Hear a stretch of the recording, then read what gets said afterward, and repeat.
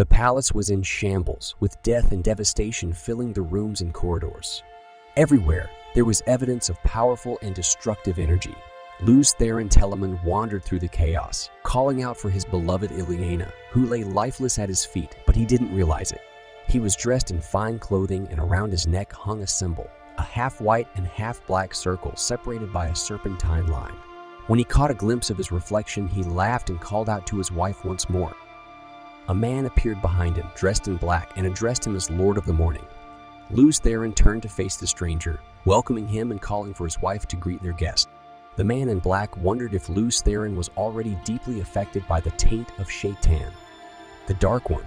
The name triggered a faint memory in Lews Therin, but it was fleeting. The man introduced himself as Elan Marin Tedranai, a name Lews Therin recognized as the betrayer of hope. Elan Marin told Lews Therin that he was once known as the Dragon, but after that day he would be known as the Kinslayer. Despite this, Lews Therin still called for his wife to greet the visitor, and Elan Marin grew impatient. He used the power of Shaitan to heal Lews Therin, which caused pain in Lews. When the agony finally subsided, Lews Therin noticed his dead wife and cried out in anguish. Lews Therin prepared for battle, but was stopped by Elan Marin's warning words. He reminded Lews Therin of the futile attack on the Dark One and the counterstroke that was causing the 100 companions to tear the world apart, joined daily by hundreds more male Aes-Sedai. Lews Therin was told to remember who killed Ilyana and who had slain every life that carried his blood. It was Lews Therin, in his madness, who was responsible. The weight of this realization was too much for Lews Therin to bear, and he reached for the tainted Satan, the male half of the One Power, and traveled away by teleportation. He appeared in a flat, uninhabited land with a river flowing nearby. He could feel the taint on the surface of the male half of the true source. In despair, Lews Therin drew more and more of the One Power until there was such an outpouring that a mountain rose from the ground, growing miles high. The river bent away from it and a long island formed in the center. The shadow of the mountain almost reached the island. When it was done, Lews Therin was nowhere to be found. The place of Lews Therin's death transformed from a flat land into a mountain known as Dragon Mount. Two texts from the Fourth Age describe the dragon as both the bringer of cataclysmic events and evil, as well as the one who can fight the dark and protect people. There is a prophecy that states the dragon will be reborn in the mountains. Rand al'Thor and his father Tam traveled from their homestead to the village of Eamon's Field. The long and harsh winter had driven wolves and bears to attack herds and people, forcing the two men to stay close to home for weeks. With the approaching spring holiday of Beltane, a time to celebrate new life and remember the dead, they decided to journey to the village to deliver cider and participate in the festivities. As they were traveling, Rand suddenly felt uneasy, and when he turned around, he saw a horseman dressed in black radiating hate. However, when he drew his father's attention, the stranger vanished.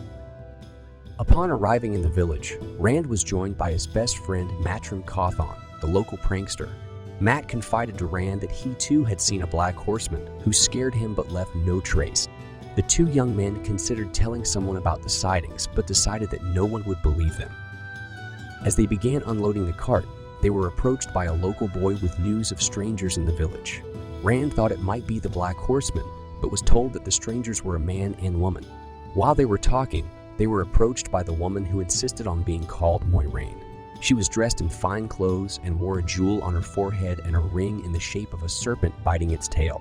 She was accompanied by a tall man named Lan, whose cloak changed color and seemed to become invisible. Moiraine had given each of them a coin and requested their assistance with future errands. Later, a peddler named Padan Fain arrived and caused a small commotion. He brought dire news from faraway lands about someone claiming to be the dragon reborn attempting to take the throne, which was met with displeasure from the villagers due to previous false dragons causing death and destruction.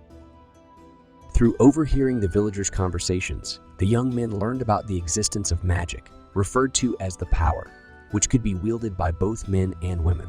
However, it was noted that men who wielded the power would inevitably become insane because of a taint on the source. Only women, known as Aes Sedai, residing in Tar Valon, were safe to perform magic. Rand, Matt, and their friend Perrin were joined by Nynaeve, the village's wisdom, who scolded them for spreading malicious gossip before rushing off to the tavern after learning about the council's questioning of the peddler. During their conversation, Rand also noticed Egwene, the mayor's daughter, and asked her to dance with him the following day. A white-haired stranger named Tom Marilyn, a gleeman or traveling storyteller and jester, introduced himself to the group. Tam, the father of Rand, soon came out of the inn and told Rand they needed to go back to the farm. On their walk back, Tam revealed that the council had decided to organize patrols due to several young men seeing the horsemen in black. Rand and Tam had returned to their small farm in the Westwood. They found everything in order and proceeded to tend to their chores. Rand wished he had not returned, as Beltane's Eve, also known as Winter Night, was a time for socializing with neighbors. Despite this, he carried out his duties diligently and without complaint. As night fell, the men retired to their house. They were both frightened by the horsemen in black, and Tam took the unprecedented step of locking the doors. He also brought out a sword with herons on the scabbard and hilt that Rand had never seen before. The father was evasive about how and when he acquired it. Just as they were about to have tea, a monster with an animal's head burst into the house. Rand threw a boiling water kettle at it, and Tam killed it with one blow of the sword. When a second monster attempted to enter, Tam quickly killed it as well. He shouted at Rand to run and hide in the forest, and Rand obeyed. Eventually, Tam joined him. The father referred to the monsters as Trollocs, legendary creatures serving the dark. Tam was injured, and Rand went back for the card. He encountered one of the Trollocs and pretended to surrender, but ultimately killed it. The house and barn were ransacked and everything was broken or damaged. Rand gathered what he could and returned to his father. Rand dragged his father back to the village through the woods. Despite the shallow wound, it had become inflamed, causing fever and delirium. In his fevered state, Tam rambled about places and names from fairy tales, leaving Rand unsure of their reality. Tam eventually spoke of finding a baby of an enemy in the snow and saving and adopting the child, causing Rand to be shocked. But he put aside his feelings to bring Tam to the village and seek the assistance of the wisdom. Rand spent the entire night dragging his father through the woods to reach the village.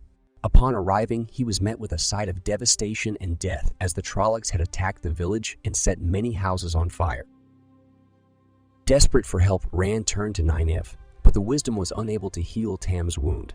As a last resort, the mayor suggested seeking assistance from Moiraine, who had revealed herself to be an Aes Sedai, a wielder of magic during the attack. Moiraine agreed to try and heal Tam and sent everyone out of the sick room except for Rand and her own guard, Lan. Magic was described as the ability of gifted individuals to draw on the One Power, which originates from the true source that drives the Wheel of Time. There were also artifacts known as Angreal that could enhance a person's ability to access the true source. Despite being fatigued, Moiraine was able to heal Rand's father with the aid of an Angreal. She also informed Rand that the Trollocs had only attacked 3 households, his, Mat's, and Perrin's. This indicated that the 3 young men must possess something that the Dark One fears and that they needed to leave Iman's Field in order to protect the village from further attacks. Moiraine proposed that they all leave for Tarvalon that same night. The thought of leaving his home without speaking to his father left Rand in a state of shock and despair, but he soon realized that there were no other options. Lan had revealed that the Dark Horseman was a Myrddraal or Fade, another legendary monster brought to life. These creatures were eyeless, but had eagle-like vision, and there was no escape from them, and the Trollocs they commanded.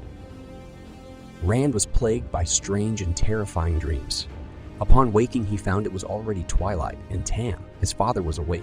He informed Tam about the events with Moiraine, who was surprised but ultimately agreed that the safest place for Rand was Tarvalon, a city located on an island on the river Irinan, within sight of Dragon Mount.